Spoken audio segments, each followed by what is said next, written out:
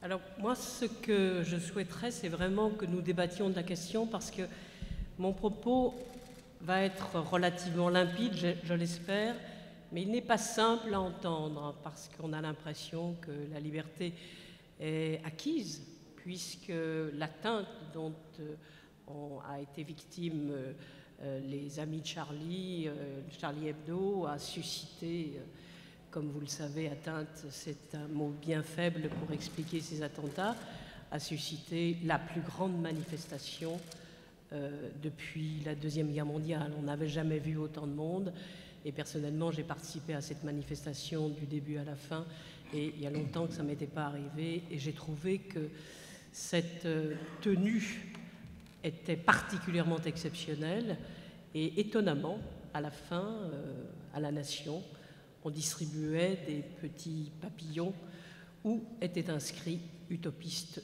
debout ». Et comme je travaille sur l'utopie, j'ai trouvé que c'était particulièrement bienvenu. Eh bien non, la liberté n'est pas acquise.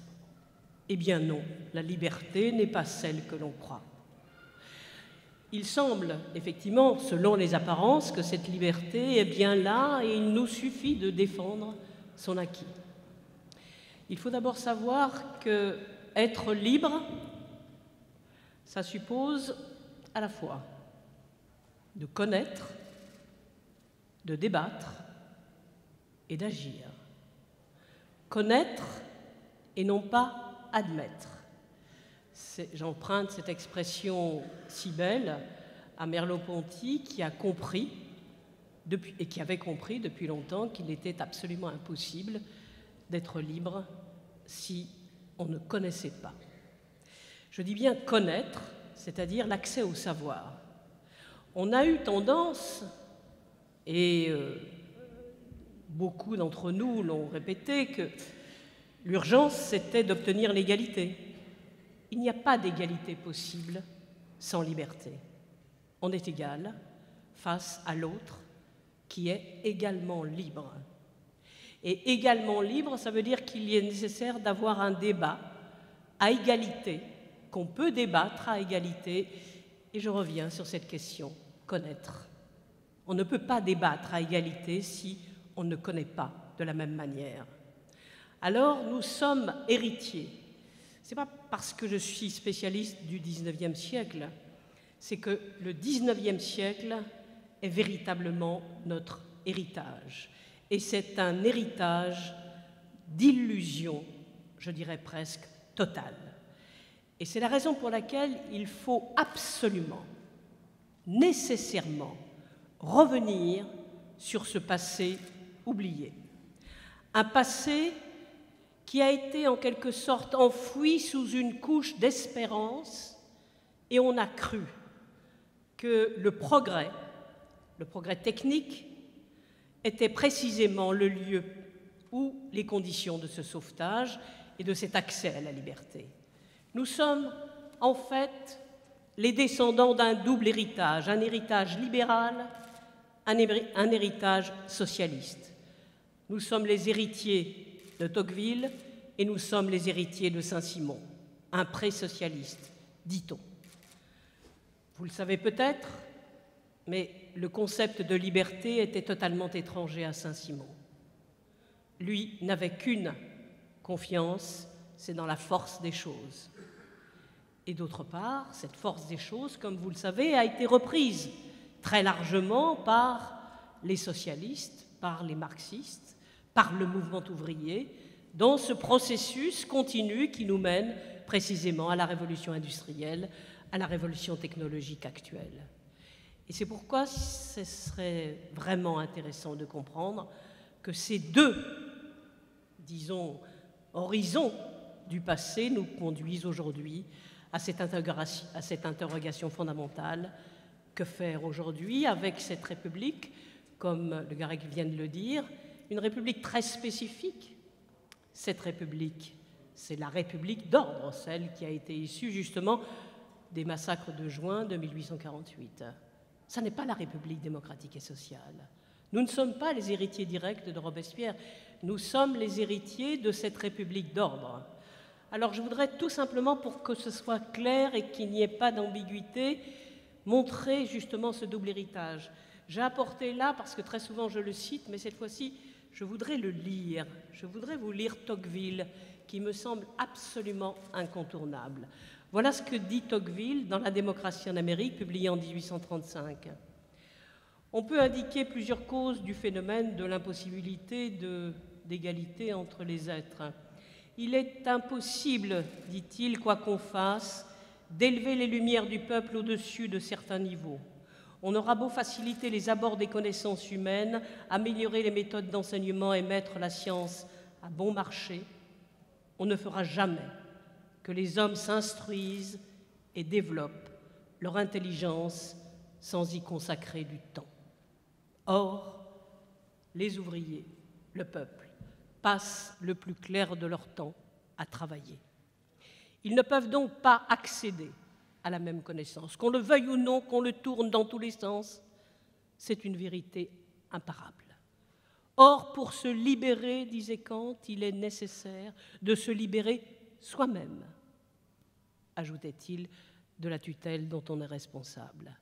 Alors, dans ce processus historique, et c'est la raison pour laquelle mon livre, je l'ai appelé « Le procès de la liberté », il y a eu ces multiples tentatives, non pas pour libérer les hommes, mais pour canaliser cette liberté, pour encadrer cette liberté. Or, il y avait bien entendu nombre d'ouvriers qui, dans les années 1830, ces années exceptionnelles où il était pensé possible l'homme libre dans sa totalité, j'ai retenu simplement une citation parmi des, je dirais presque des centaines. Un homme inconnu, anonyme, et c'est la plupart du temps ces gens-là qui pensent la chose de manière extrêmement précise. Il s'appelle, celui-là, Charles Chevet. En 1833, il imaginait justement la répression sanglante au cours d'une manifestation de la Société des droits de l'homme, et il s'était dit, tiens, je vais faire mon testament parce que si jamais je mourais, et voilà ce qu'il dit dans son testament. Je crois à la continuation indéfinie de ma vie intellectuelle. Tel est mon culte. La liberté se compose du travail qui rend indépendant des autres et de l'intelligence des uns qui rend indépendant des préjugés des hommes. Il ajoute, il est plus facile d'être libre dans un cachot que sur un trône. Il a emprunté cette expression, mais qu'importe. La liberté, c'est l'admission illimitée d'actes selon le droit. La liberté était donc définie à l'origine, et j'insiste sur ce terme « à l'origine », dans la mesure où il concerne la totalité des individus, y compris le peuple et les gens du peuple qui, je le rappelle, ont fait seuls la révolution de 1848. Donc, cette liberté a été définie parmi tant d'autres, mais Pierre Leroux ne représente que ce peuple. Pierre Leroux a dit « La liberté, c'est le pouvoir d'agir. Pouvoir d'agir matériellement, intellectuellement, et il ne séparait absolument pas la liberté d'apparence de la liberté intellectuelle, de la valorisation de l'intelligence. Pouvoir d'agir. Étonnamment, on redécouvre cette définition par l'intermédiaire des chercheuses sur le genre qui, effectivement, ont compris qu'il était nécessaire, pour être libre, non pas simplement d'avoir des droits, mais de pouvoir d'agir, de pouvoir agir, d'être en capacité d'agir. On redécouvre ça maintenant. Cette redécouverte est tellement importante, me semble-t-il, que, étonnamment, dans le contexte actuel, le concept de genre est interdit de séjour à l'école. Parce que précisément, il permet d'aller très loin dans non pas faire ce que l'on veut, mais être ce qui est possible d'être dans ce monde où l'intelligence est quelque peu apaisée, contrôlée, et admise dans certaines limites. Comprenez bien ce que ça veut dire, parce que cette capacité d'agir, ce pouvoir d'agir, Louis Blanc le disait déjà d'ailleurs en 1840, c'est bien d'avoir des droits à condition de pouvoir, disait-il, l'exercer.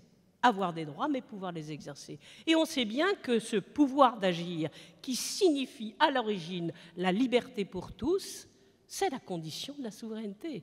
C'est la condition de la démocratie. Qu'est-ce que la démocratie? C'est pourquoi je préfère penser la démocratie plutôt que la République, parce que la République, c'est un régime. La démocratie, c'est le processus qui permet l'expression de la souveraineté populaire. Eh bien, la démocratie, c'est un débat public à égalité, c'est-à-dire chacun a les mêmes connaissances et donc peut argumenter. Et à l'issue de ce débat, mais seulement à l'issue de ce débat, il est possible de voter et de trancher.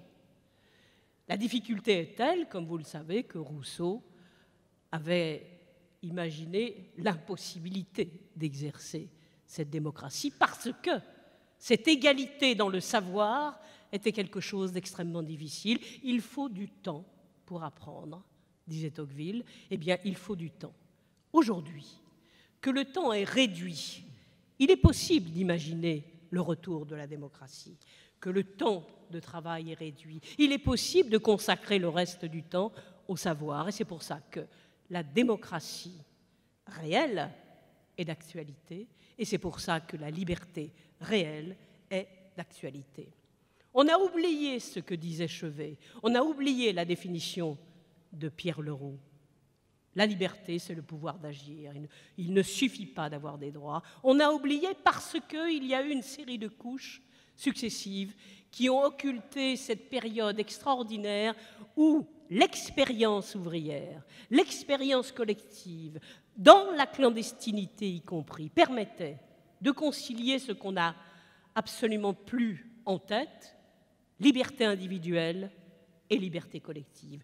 Pas de liberté individuelle sans liberté collective. Et la liberté collective, en quelque sorte, émanait de cette expérience créatrice des petits collectifs dans les, disons, communes, dans les associations, ces associations qui ont fleuri jusqu'en 1849, ces associations qui ont permis, étonnamment, de voir émerger un slogan, la République. Oui, mais la République démocratique et sociale. Et au sein de ces associations, une femme comme Pauline Roland, qu'on a oubliée bien entendu, une femme comme Pauline Roland a parlé, en 1949, de la nécessité du gouvernement direct des travailleurs. Ça ne voulait pas dire la démocratie réelle au sens antique du terme, ça voulait dire prendre nos affaires en main, ces expériences, ces idées, cette force extraordinaire que pouvait représenter ce que pouvait être la liberté, non pas encadrée, mais la liberté collective, avec cette idée de la liberté individuelle, a été transformée en individualisme, en libéralisme, profondément borné, si vous voulez, qui empêchait en quelque sorte les ouvriers de s'épanouir, les travailleurs d'être véritablement dans leur élément, dans le travail qui était le leur. Premier encadrement, le libéralisme qui a, par l'école, je dis bien par l'école, les libéraux contraint le peuple de se soumettre librement. Impossible d'accéder, à cause du temps qui manquait justement, au savoir nécessaire. Et du même coup, c'est l'apprentissage de la liberté de se soumettre. Et puis ensuite, ça vous le savez, ça, mais notre tradition, la vôtre, la mienne, est aussi l'héritière de quelque chose de beaucoup plus grave. C'est-à-dire que le mouvement ouvrier, dans son organisation, a emprunté les mêmes chemins de la liberté libérale, en croyant que la force des choses, que la révolution industrielle, que le progrès, que la philosophie du progrès allait permettre un mieux-être. Et dans cette association Capital-Travail, il y avait ce processus un petit peu indécent, où l'un engendrait l'autre, Et du même coup, l'aliénation était étroitement liée à la révolution industrielle. Et c'est pourquoi on a imaginé une liberté venue de l'extérieur. On ne pouvait que libérer les ouvriers puisque la valeur a été uniquement prise dans la valeur travail. Et je voudrais simplement rappeler ce que disait Marx en 1864, au moment de l'adresse à l'internationale, de la fondation de la première internationale. Il expliquait au moment de cette fondation de l'internationale qu'il était absolument nécessaire de lutter contre l'avilissement de l'intelligence, l'avilissement intellectuel. Il répète ceci en 1875 lorsqu'il s'adresse aux sociodémocrates, nos ancêtres. Et il leur explique que la valeur n'est pas la valeur uniquement du travail. La valeur, c'est aussi l'homme, c'est aussi la nature, disait-il. Et on a oublié l'homme. Tout est concentré sur le travail. On va oublier ce que dit Marx. On va oublier ce que dit Fourier, et ce qu'a dit Fourier, ce que Marx avait parfaitement perçu.